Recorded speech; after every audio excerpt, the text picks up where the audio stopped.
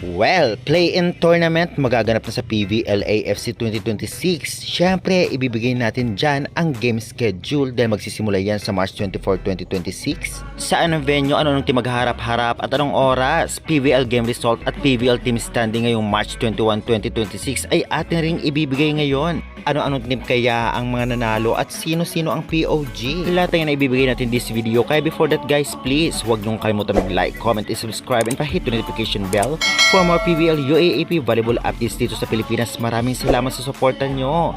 Guys, please, road to 5K subscribers tayo. Pa-like and share na rin. Maraming salamat. At guys, abila rin kayo ng ating mga products sa baba dyan about sa volleyball. Mga Mikasa ang original at class A. Syempre net ng volleyball ay available sa ating baba. Syempre, meron ding Creamline at Chocomucho at PVL t-shirts. Avail na kayo na sa akma din sa price at remembrance nyo. At syempre, sports shoes, sports bag na original at class A. Kaya naman mga gamit nyo ito pang araw-araw. Meron din mga socks, merong medyas, meron ding earphones sa mga gamit nyo pa nagtitraining na talaga namang sulit na sulit at pwede nyong gamitin pang araw-araw. At kung ayaw nyo naman ng ating binebenta dyan, please naman paggamit ng aking link. Kung may bibilhan kayo online, malaking tulong na sa akin. Syempre, kunting komisyon ay talagang malaking tulong na. Maraming salamat again. Well guys, tapos na nga ang preliminary at ngayon nga sa PVL All Filipino Conference 2026 ay magsisimula na ang play-in tournament kung saan may chance pang makapasok ng semifinals para naman makalaban ang malalakas na team. Kaya syempre atin ibibigay ang play-in tournament game schedule na magaganap na ngayong March 24, 2026. At syempre bago yan, ibigay po muna natin ang game result na naganap.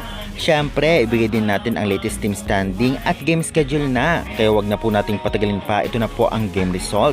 Sa unang laban nga nanalo nga ang Capital One kontra sa Galleries in 4 sets sa mga scores na 25-20, 22-25, 25-22 at 26-24. Player of the game nga dito ay si Franz Ronquillo na may 20 points, 19 attacks at 1 ace. Samantalang syempre may 23 points itong nga si Bella Belen. Samantalang sa second game nanalo nga ang Farm Fresh kontra sa Akari Chargers in 4 sets sa mga scores na 25-19, 25-14, 23-25 at 25-17. Player of the game dito ay itong si Royce Tubino na may 20 points, 18 attacks at 2 blocks. Samantalang nanalo naman sa third game ang Criminal Cool Smashers laban sa Signal Super Spikers in 5th set sa mga scores na 19-25, 20-25, 25-15, 28-26 at 14-16. Player of the game ay si Alyssa Valdez na may 22 points, 13 excellent reception at 13 excellent digs. Ayan na nga ang game result. Ngayon naman syempre ibibigay natin ang latest team standing o last team standing sa preliminary kung saan play-in na ang sunod na maglalaban-laban. Narito po ang final teams. Pasok nga sa top 4 teams itong ang PLDT High Speed Hitters, Signal Super Spikers, Criminal Cool Smashers at Farm Fresh Foxies. Samantalang sa play-in tournament naman maglalaban-laban ang NX-led, Akari, Chocomucho Flying Titans, Capital One Source Bikers, Galleries at Sauce Coffee Thunderbells. Naging maganda ang bakbakan ngayong araw na tiyak talaga namang sulit ang bumayad sa mismong venue at syempre online sa panunood. Kaya naman congratulations sa lahat ng nanalo at pasok na sa top 4 at yung mga hindi pasok sa top 4 na teams ay may chance pa naman. Kaya good luck sa lahat. Ngayon naman ay ibibigay natin ang game schedule sa play-in tournament na magaganap simula March 24, 2026. Narito po ang mga teams na maghaharap-harap at syempre anong oras ang laro at saan ang venue. Unang magtatapatan nga sa play-in tournament ay ang Galleries Tower High Racers versus Capital One Solar Spikers 4pm. At ang venue nito ay sa Farewell Center. Siyempre susundan ito 6:30pm. Labanan ng Sauce Coffee Thunderbells versus Chocomucho Flying Titans. Venue Farewell Center pa rin. At mapapanood po ninyo ito sa One Sports Plus sa cable. Kung kayo ay may mga cable sa inyong bahay, meron din po sa Pilipinas Live at Signal application. I-download at mag-register kayo. Oo, may bayad ngunit sulit naman at meron din po free sa pvl.ph live basta may internet ang inyong cellphone at syempre i-search nyo sa browser. Yan, ibigay na po natin guys ang mga importanteng impormasyon. Ngayon naman syempre pag-uusapan natin konti ang magiging laban o di naman kaya format. At syempre ibibigay natin yan at kung ating nakikita sa screen ay yun ang magiging kaganapan. Dahil medyo mahaba-haba pa ang tournament na ito dahil magkakaroon magkakaroon din ng qualifying round ang 4 na teams na pasok sa top 4 at ang mga nanalo dito ay makakapasok na ng semifinals at matatalo ay may laban pa. Siyempre magkakaroon din ng play-in cast o play-in tournament. Ang ibang natitirang team kung saan hindi pasok sa top 4 para maka-advance sila sa semifinals.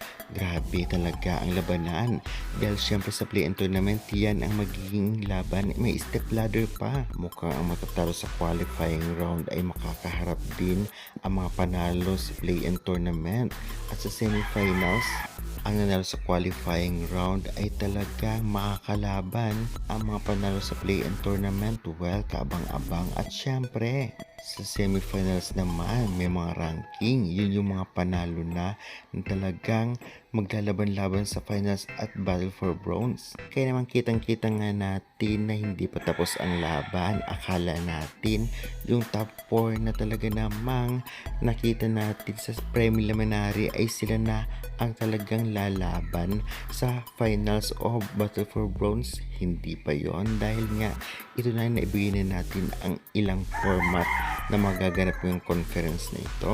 At syempre bago ang lahat, i-congratulate natin ang talaga namang nagpakahirap-hirap para makapasok sa qualifying round. Ang top 4 teams ngayon na PLDT, Signal, Trimline at syempre ito ngang Farfetch Foxes. Kaya naman congratulations. Ngunit yung mga natalo ay may chance pa rin at deserve naman nila dahil kitang-kita natin na halos lahat ng teams ay talagang lumakas.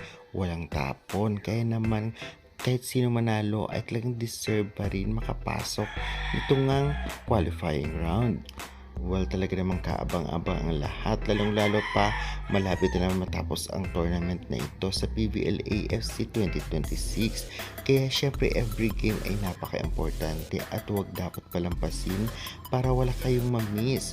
Well, maganda talaga nilalaro ngayon ng lahat ng players o lahat ng teams o basta habang tumatagal talagang lumalakas ang mga teams ngayon na para bang syempre paghihirapan din nila ang talagang mga goal o achievements nila na talagang deserve nila ito, kagaya na lamang ng mga runner for MVP na sina Tubo, Micaela Belen, Pons, Gemma Galanza, Divison, Brooke Van Sickle, Tubo, Tubino. Kung talaga ang mga teams nila ay talagang umangat at makapasok ng semis ay sure ball na isa sa kanila ang makakuha ng MVP at hindi lang yan, marami pang iba gaya ni na Ivy, Ronquillo, syempre marami pang talagang nagsishine ngayon.